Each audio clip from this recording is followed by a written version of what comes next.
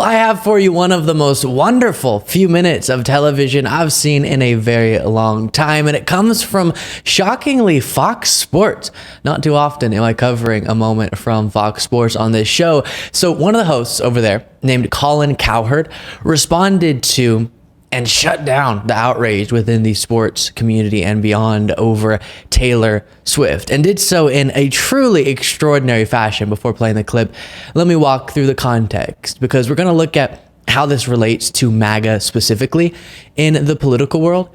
So yesterday I walked through in depth, you can find the segment on the channel, the absolute meltdown that Maga is having over pop star Taylor Swift and NFL player Travis Kelce. Essentially, the long and short version of yesterday's story is that Taylor Swift encouraged people to get registered to vote.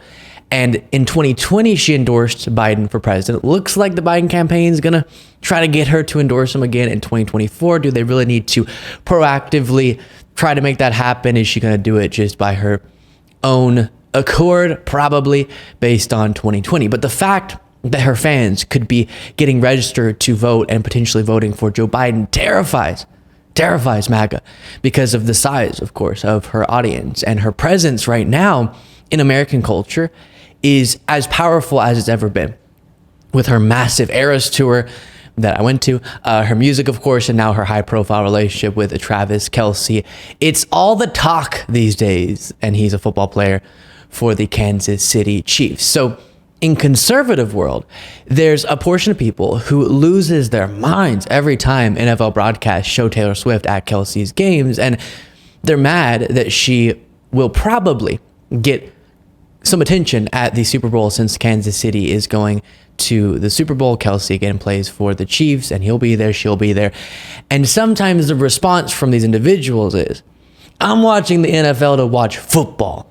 Oh, don't pan the camera over to someone for a few seconds, even if that person will cause ratings to spike for the entire broadcast, just a little shot of them. And that brings us to Colin Cowherd. Again, the context is Maga's mad because Swift could help Biden in the election. That crosses over with these football fans being mad because Swift is getting attention at games and give me football or give me nothing.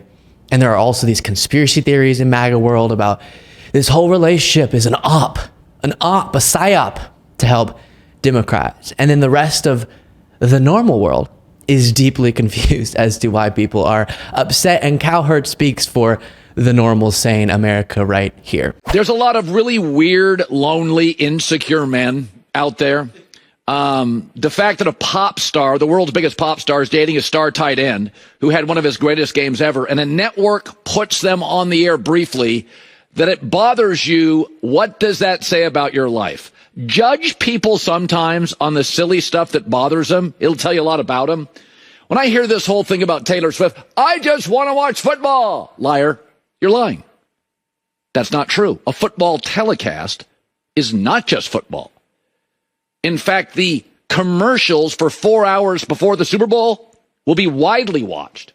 Did you know statistically in a 3.5-hour NFL playoff broadcast or regular season broadcast, just 18 minutes are actual football?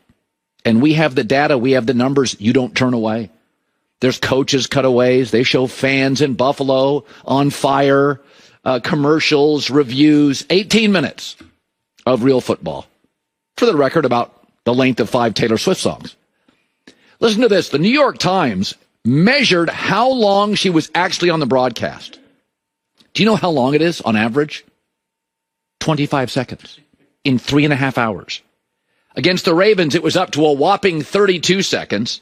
It was 14 Chiefs and Raiders on Christmas, 12 Chiefs and Bengals, 24 seconds, Buffalo, Kansas City. She was on for a minute against the Dolphins, but it was an absolutely awful broadcast. They should have had a concert in the middle of it. That would have been more interesting. And why wouldn't CBS, which you know has the Grammys, cross-promote the world's biggest pop star? Hey, listen, I worked at the other network. I work at Fox.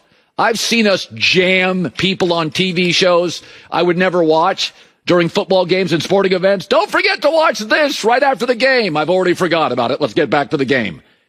But I don't have to rush to social media. I'm okay with it. Here's the other thing that strikes me. Matthew McConaughey. All right, all right, all right. Love him. Drake on everything. Spike Lee, Knicks games. Eminem, Michigan sporting events. We celebrate it. 80s, 90s, Jack Nicholson Laker games is cool. Saw Jack. But a talented and beautiful woman is on the air, one who would never pay attention to lonely men, and it bothers them. There's a stat out there, it's kind of uncomfortable for you sad guys, that 50% of men never have real intimacy with a woman. That means the other 50% have multiple intimate relationships with women. And those ones that don't are angry and sad and lonely, and they are often misogynistic and resent women who didn't give them the time they think they deserve. We celebrate all these goofballs jumping on tables in Buffalo and cheese hats and men and Matthew McConaughey and Drake and Jack Nicholson, men and Eminem, and it's cool, and can I get a selfie, and I can't believe I saw... And a young, attractive, beautiful, talented woman comes on for 25 seconds. And you're bothered. Again, judge people by the silly things that bother them. This says nothing, this anger. This says nothing about Taylor Swift. It says everything about the men bothered by it. You know, I didn't even think about that incredible point he made about other male superstars at games. Matthew McConaughey, I'm from Austin, and anytime he's at UT football games, the broadcast is constantly cutting to him in his booth. No one's upset about that. When Trump goes to games, they spend a ton of time cutting to him, doing his little thumbs up thing, or doing his dancing thing, and Maga loves that. But when Taylor Swift is there dancing in her booth, they're angry. And all of a sudden, they just want a still shot of the football field for 3.5 hours, just football. That's what I'm signing up for. Now, I know I'm lumping two groups together. There are MAGA people who aren't hardcore football fans necessarily, but just don't want Taylor Swift to encourage people to get registered to vote because high voter turnout benefits Democrats because the country is actually clearly majority Democratic. And then there are hardcore football fans who aren't necessarily MAGA, who are just lonely weirdos who hate that Taylor Swift reminds them that they just can't get a girlfriend. But let's just be honest. The rage directed at her is coming from a lot of the center of that Venn diagram, if you know what I'm saying. A lot of crossover there. I mean, how can you be mad at Taylor Swift or Travis Kelce? It's like the adult celebrity version of the most popular, beloved high school sweethearts, right? And somehow there's something to hate there for people. And I have to say, that's brave of Colin Cowherd to go on a rant like that. I don't know necessarily the political split of Fox Sports, but my guess is it slants conservative. I mean, I'm a proud lib man myself, and I have lots of proud lib men friends, and none of us are watching Fox Sports, just anecdotal, but I'm too busy watching clips of Trump struggling to identify Nancy Pelosi. You know, our priorities are different. But regardless, he knows that a large portion of his audience is going to feel personally slighted by what he said there. And it was very direct. But he decided to say the truth clearly and beautifully, regardless. So wonderful to see. By the way, David Letterman also came out pro Swift and pro Kelce. Take a look. Taylor Swift, I don't think in the history of show business, in the history of popular culture, we've ever witnessed anything like this. Tremendous. She fills stadiums around the world and puts on a 3-hour show. Now, we live in a world now where all we hear is nonsense and ugliness. And the nonsense can't be more nonsensical, and the ugliness, God hopes it can't get any uglier, but that's all we hear. That's all we hear. So now, here's Taylor Swift, who is a glowing bright light of goodness in the world, and she starts dating Kelsey Grammer. And people No, that's not true. What? Kelsey Grammer? Yes. Yeah. An interesting pairing. And people go crazy. And the Kelsey Grammer people say, oh, no. Don't bother us. We're all caught up in football. We don't want Taylor in football. And the Taylor Swift people, the Swifties, are saying, oh, we don't want a footballer in here with Kelsey Grammer. And I'm saying, Kelce. huh? Travis Kelce. Right, Travis Kelce. And I say to both camps, This is such a lovely thing. Shut up. It's good for the footballers. Yeah. It's good for Taylor Swift. And it's something positive and happy for the world. And also politically, Taylor Swift is a huge force. And I think just wants to see people do the right thing. So God bless Taylor Swift and Kelsey Grammer. That's all I had. Kelsey Grammer.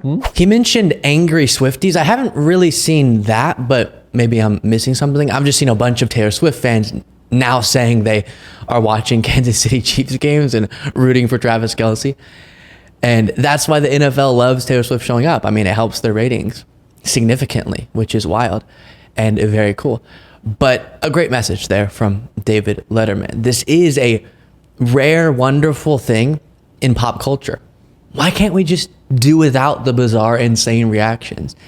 And as Letterman said, Swift is just trying to do what's right, which is voting for Joe Biden. She hasn't technically endorsed him for this cycle, but she did last time, and hopefully she will. Make sure you are subscribed to the YouTube channel. You can go a step further. If you like this content and you're thinking, no, the video's over, I want more, and you've watched all the recent videos, there's more at lukebeasley.com/membership. For as little as $5 a month. My goodness, you can get a daily bonus show Monday through Friday.